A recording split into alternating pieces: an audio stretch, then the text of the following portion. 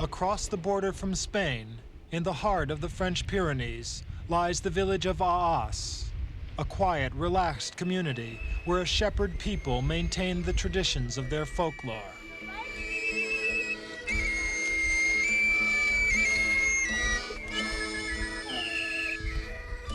Traditions that provide firm roots to the lives of these people. On Saturday nights, the children listen to modern popular music. Yet on Sunday mornings, they can often be seen walking up to the main square to listen and dance to tunes that are centuries old.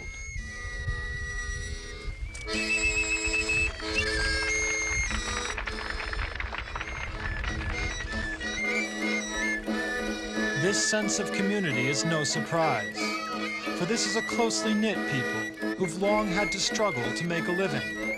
The village is surrounded by barren mountains, where bears are known to roam free.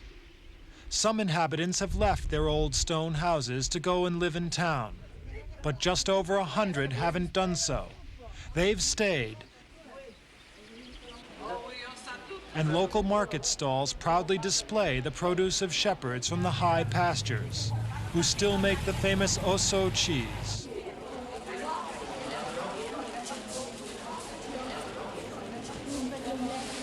It's a beautiful, wild part of the world. The mountains ring with the sounds of nature, and with other, more human sounds.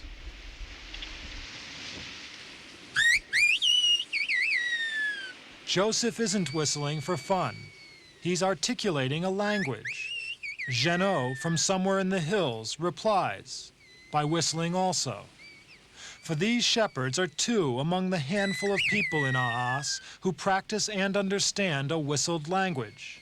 They're the last inheritors of a centuries-old tradition that once was widespread.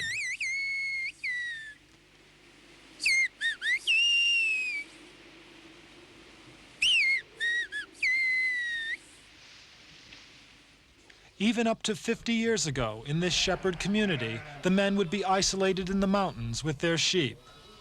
So they'd have a conversation with each other from one mountain to the next. For the language was invented here. This is one of only 4 places in the world where people still hold long-distance conversations in this way.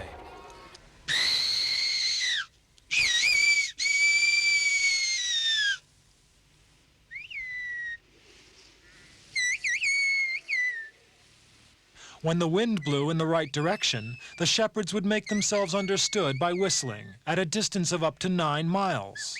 But today, it's a dying practice. For centuries, the main business around here has been raising cattle and sheep. But there's less of that nowadays. Many younger people have left to work in towns, and so there's less need for the whistled language.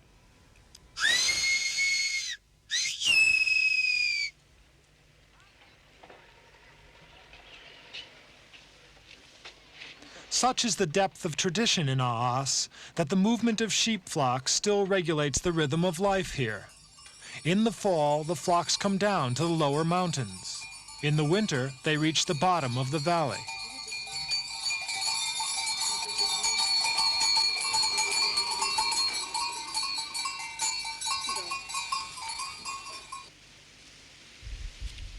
Modern facilities, modern trends have come to the valley. Like the Gouret Ski Resort, a vast complex where many of the village children ski. But if the whistled language has so far survived change, that's because traditional lifestyles here have remained stable. Everybody in the village knows each other.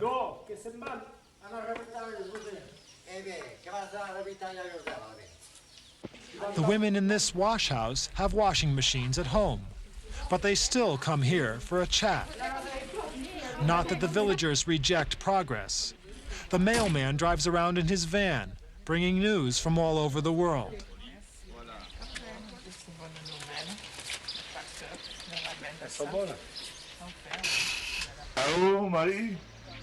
Here, peasants use the telephone to tell their wives they'll be late, back from work.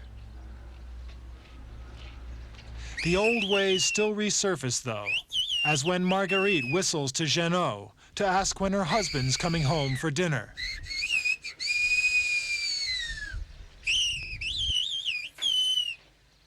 No one knows how the whistling started, but the whistled messages do follow a strict code, modulated around spoken Spanish dialects. So it could have started with the Irancina Basque cry, still heard in local festivals.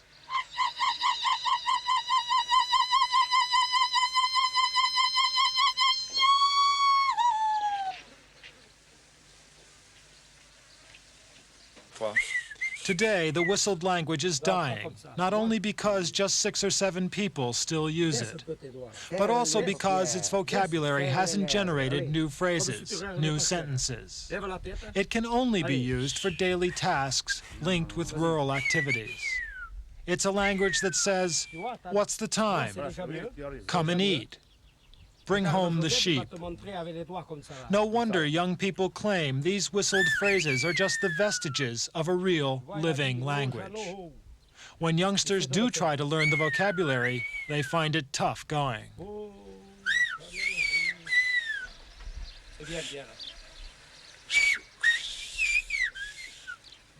The boy here is having trouble learning to stress each syllable. Those stresses are part of the language, to make it easy to understand at a distance.